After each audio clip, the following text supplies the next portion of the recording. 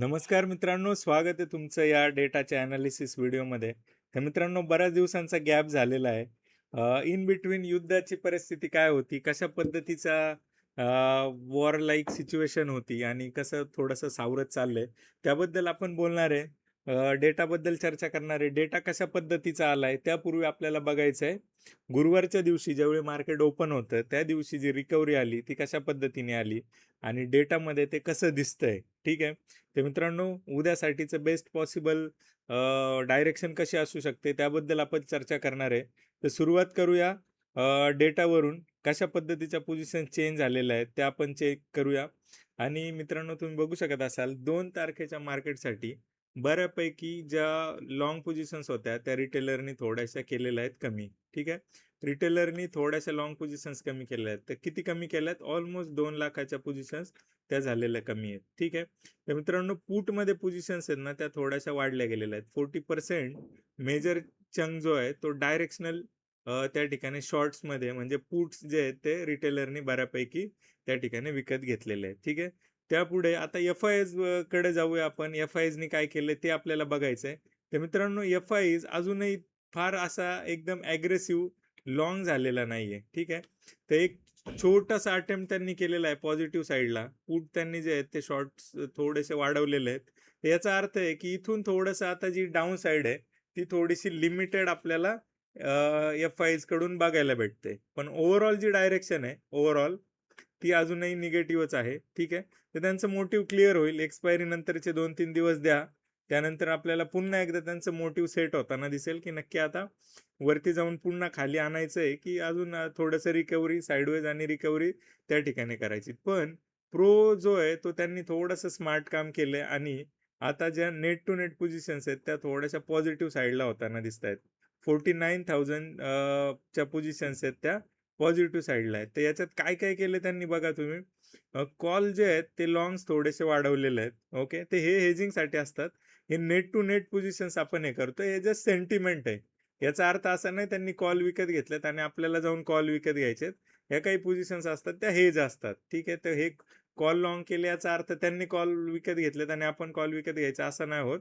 तर त्या हेजिंगसाठीचे असतात. तर त्याच्या बदल्यात बाकीच्या ज्या स्ट्राईक प्राईसवर काय केलंय ते बघूया. ठीक आहे. तर पुट जे आहेत ते सुद्धा त्यांनी काही थोडेसे लाँग केलेले आहेत आणि त्याच्या बदल्यात काही पुट जे आहेत ते शॉर्ट पण केलेले आहेत. ठीक आहे. तर मित्रांनो, ओव्हरऑल नेट टू नेट आता ते आलेले आहेत 49,780 ज्या डायरेक्शनल थोडंसं न्यूट्रल त्या ठिकाणी हे केलेले आहेत. एफ-आयज अजून त्यांचा जो सेंटिमेंट आहे लाँग टर्मचा तो अजून निगेटिव्ह आहे. पण उद्यासाठीचा त्यांनी ज्या पोझिशन्स होत्या, ज्या शॉर्ट्स होत्या त्या थोड्याशा रिकव्हर करून पुट जे आहेत ते शॉर्ट्स नेट टू नेट सोडून गेलेले आहेत. ठीक आहे. तर उद्यासाठीची जी डायरेक्शनल जी आपल्याला एस-जी-एक्स वरती 160 पॉइंट निगेटिव्ह दाखवते, तर तेवढी होईल असं मला काय वाटत नाही. कदाचित हे रिकव्हर होईल आणि एकदम फ्लॅट त्या ठिकाणी आपल्याला निगेटिव्ह साईडलाच पण थोडंसं न्यूट्रल आपण म्हणूया, अशा पद्धतीचे डायरेक्शन बघायला मिळू शकते. आणि जर अशा पद्धतीचं काही अ, अजून सिग्नल आले, काही न्यूज बेस काही घटना घडत असतील, तर ती रिकव्हरी सुद्धा आपल्याला बघायला मिळू शकते. तर याचा अर्थ लाँग टर्म पॉझिटिव्ह झाले का? तर अजिबात नाही. पण शॉर्ट टर्ममध्ये एक थोडंसं ते त्या ठिकाणी आपल्याला पॉझिटिव्ह बघायला मिळू शकतं. आता ग्लोबल मार्केट जे आहेत ते अजूनही थोडेसे न्यूट्रल आणि निगेटिव्ह साईडला ट्रेड करतात. पण जे ओव्हरऑल सेंटिमेंट आहे ते आता थोडेसे साइडवेज आणि वरच्या साईडला म्हणजे साइडवेज टू न्यूट्रल आपण म्हणायला काही हरकत नाही. तर अशा हिशोबाचे आपल्याला बघायला मिळतात.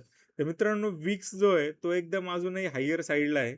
विक्समध्ये अजून फार काही चेंजेस झालेले नाहीये. थोडासा कूल डाऊन आपल्याला बघायला मिळाला गुरुवारच्या ह्याच्यामध्ये. ठीक आहे.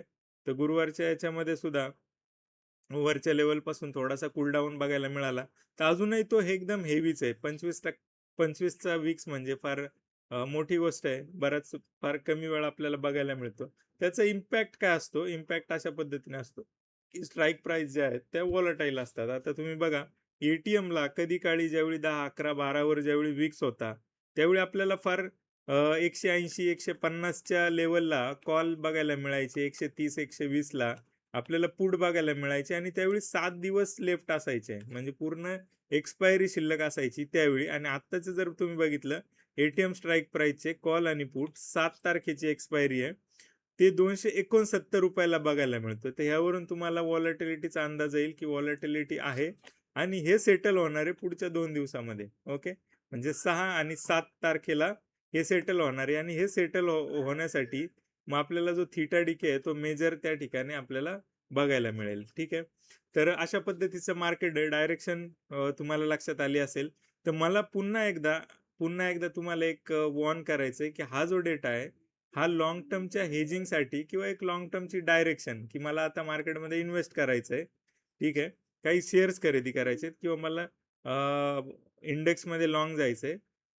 तर अशा वेळी आपल्याला हा डेटा यूज करताना आपल्याला डेटामध्ये लाँग टर्मचे जे चेंजेस आहेत, ते बघून आपण हा यूज करत असतो, ना की हा इंट्राडे कॉल आणि पुट घेण्यासाठीचा हा डेटा आहे. ठीक आहे.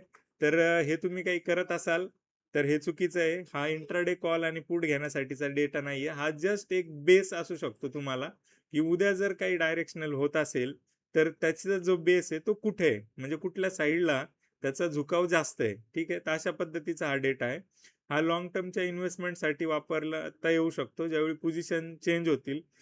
रिटेलर आता पॉझिटिव्ह घेऊन चाललाय, तर तो ज्यावेळी निगेटिव्ह घेईल, एफ-आयज पॉझिटिव्ह घेऊन जातील, तर चांगल्या पद्धतीचा बुल रॅली आपल्याला त्यावेळी बघायला मिळेल. तर अजूनही लाँग टर्मसाठी तसे काही चिन्ह दिसत नाहीये. तर हा डेटा त्या अर्थाने घ्यायचा मित्रांनो. तुम्ही वापरता इंट्राडेमध्ये, पण इंट्राडेचे जे पॅरामीटर्स आहेत ते वेगळे आहेत. ते पॅरामीटर्स काय असू शकतात? ते ओआय असू शकतो. तो त्या ठिकाणी पी-सी-आर असू शकतो. स्ट्रॅडल स्ट्रँगलच्या प्राईस असू शकतात. विक्स असू शकतो. आय-व्ही व्हॅल्यूज असू शकतात. ठीक आहे. तर अशा हिशोबाने अजून काही गोष्टी आहेत ज्या मी तुम्हाला शिकवतो, त्या गोष्टी असू शकतात.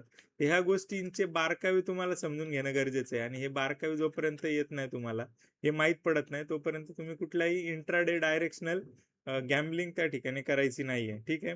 तर मी अशा पद्धतीचं तुम्हाला त्या ठिकाणी काय त्याला बोलूया, अ, याबद्दल मी सल्ला देतोय, की हा डेटा जो आहे तो इंट्राडेसाठीचा नाहीये. इंट्राडेसाठीचे पॅरामीटर्स वेगळे असतात.